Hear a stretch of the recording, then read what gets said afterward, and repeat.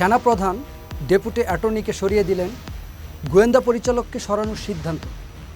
যুদ্ধ থেকে সরে আসার ইঙ্গিত নাকি দীর্ঘ যুদ্ধের প্রস্তুতি?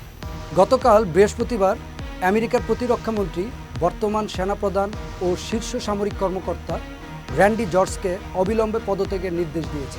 একটি দেশের সেনাবাহিনী যখন সরাসরি সম্মুখ সমরে লিপ্ত, ঠিক সেই মুহূর্তে বাহিনীর সর্বোচ্চ কর্মকর্তাকে এভাবে সরিয়ে দেওয়ার ঘটনা সামরিক ইতিহাসে বেশ নজিরবিহীন।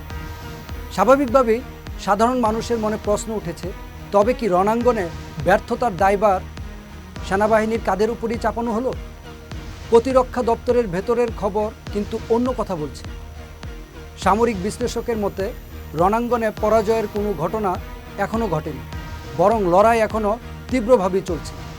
অনেকে বলেছেন সেনাপ্রধানের এই আকস্মিক বরখাস্তের পেছনে মূল কারণ হলো ক্ষমতার লড়াই ও মতাদর্শগত দ্বন্দ্ব। বর্তমান রাষ্ট্রপ্রধান ও তার প্রতিরক্ষামন্ত্রী এমন একজন সেনাপতি চাচ্ছিলেন, যিনি তাদের যুদ্ধ পরিচালনার কৌশল ও রাজনৈতিক মতাদর্শের সঙ্গে বিনা বাক্যে একমত হবেন। বিদায়ী সেনাপ্রধান পূর্ববর্তী জো বাইডেন সরকারের আমলে নিয়োগ পেয়েছিলেন, যা তাকে বর্তমান প্রশাসনের আস্থার সংকটে ফেলেছিল।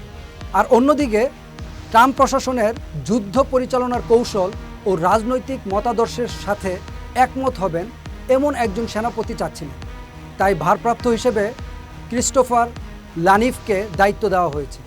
গতকাল বৃহস্পতিবার নিজের মালিকানাধীন সামাজিক যোগাযোগ মাধ্যম ট্রুথ সোশ্যালে দেওয়া এক পোস্টে ডেপুটি অ্যাটর্নি জেনারেল পাম বন্ডিকে আইন প্রয়োগকারী শীর্ষ পদ থেকে সরিয়ে দেওয়ার বিষয়টি নিশ্চিত করেন ডোনাল্ড ট্রাম্প।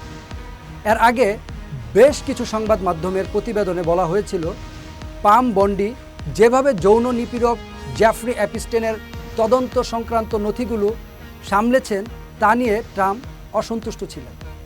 গত কিছুদিন ধরেই যুক্তরাষ্ট্রের জাতীয় গোয়েন্দা পরিচালক তুলসী গ্যাবার্টকে সরিয়ে দেওয়া উচিত কিনা সে বিষয়ে নিজের মন্ত্রিসভার সদস্যদের কাছে ব্যক্তিগতভাবে জানতে চেয়েছেন প্রেসিডেন্ট ডোনাল্ড ট্রাম্প।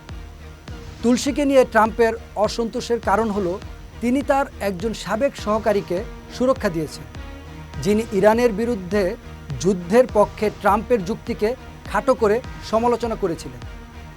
খুব দ্রুত গুরুত্বপূর্ণ পদের এই সিদ্ধান্তগুলো ইরান যুদ্ধের জন্য একটি বড় বার্তা। যুদ্ধ কি আসলে সংকুচিত হয়ে আসছে, নাকি নিজের পছন্দের লোক বসিয়ে দীর্ঘ যুদ্ধের প্রস্তুতি নিচ্ছে আমেরিকা?